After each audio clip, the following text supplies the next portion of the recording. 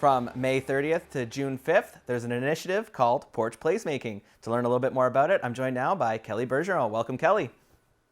Hi, thanks for having me. Now, Kelly, placemaking is definitely something that you've been an advocate for over the last couple of months. It's something you've spoke about on the show before, but the porch placemaking is a little new, so maybe you can kind of make a definition for our viewers. Sure. So about 6 weeks ago, going through Facebook and seeing all of the neat little projects that were going on around town with chalking sidewalks and just trying to make places more vibrant, I came up with this idea of creating some sort of, online competition for placemaking at your porch or on your balcony or on your stoop or side yard or whatever you can place make in. And basically, it's creating a space that's welcoming, that's vibrant, that's fun. And it basically allows you to create a safe space on your street. It's welcoming to other people. And it's just one way that we can kind of use our own spaces to help with the healing process during the pandemic. Absolutely. So let's elaborate a little bit more on that and what you're hoping will come from this initiative. Sure. So I'm hoping that neighborhoods get together and they have a friendly little competition, and they encourage each other to kind of spruce up their front facing spaces. So, people in Riverdale are constantly walking around with their kids and their dogs. And what this does is basically signal to people, that it's a safe area, that a lot of people are taking a lot of care in what they're doing. And so we encourage people to put flower pots out. We encourage people to chalk their front walk. We encourage people to put furniture on their front porch, and just make it a vibrant space in order to attract other people into their neighborhoods to, enjoy what's going on. So it basically runs from May 30th to June 5th. And we have a Facebook group through the Experience City Project. And through that Facebook group, you can sign up for the event. And I think we have about 100 households already participating. And then once that week is up, we're going to take whoever submitted pictures, we encourage people to do before and after.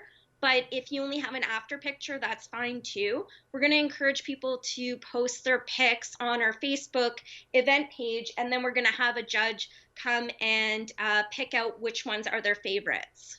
Wow, that's excellent. Now you mentioned, of course, plants and things like that. So maybe what advice or maybe ideas you have for people that maybe how they can get started or what type of things that they can do to participate.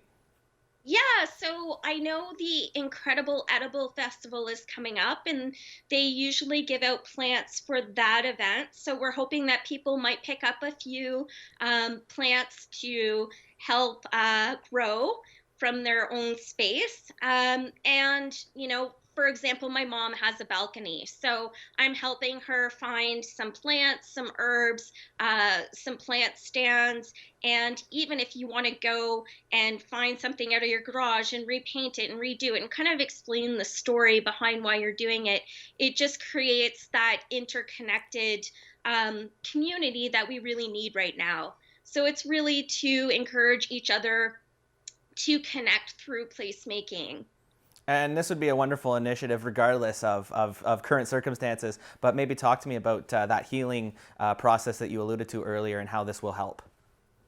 Well, I think everyone's having a really difficult time, being isolated, being away from their friends and their family.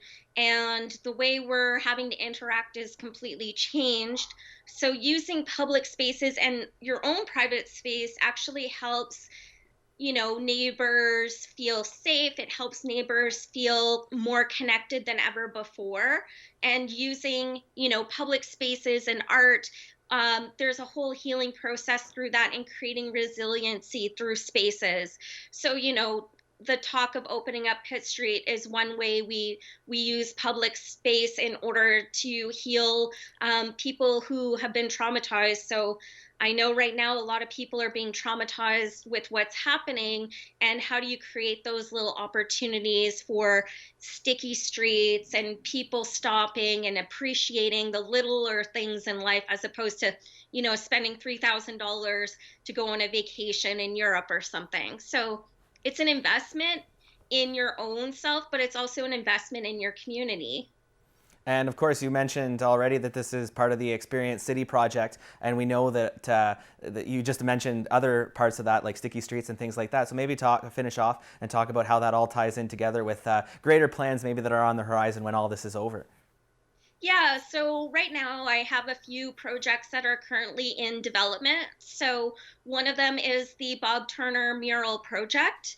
And so far we've raised $1,000. We're waiting to hear back from 2 or 3 other funding sources. It has taken a bit longer because I think a lot of these funders have had to pivot. So we are just waiting on news on that. And then also creating a parklet, hopefully downtown, maybe painting the crosswalk at Pitt and Second. That's a request that I actually submitted to council a couple of months ago.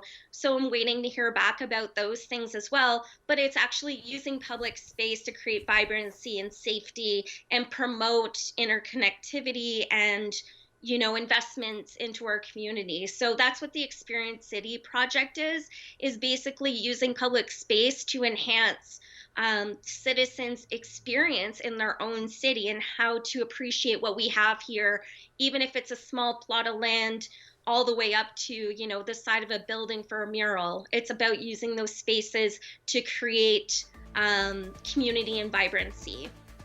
Excellent. Well, on that note, Kelly, thank you so much for joining me to explain this great initiative to our viewers. It's going to be awesome to see how it all turns out next week.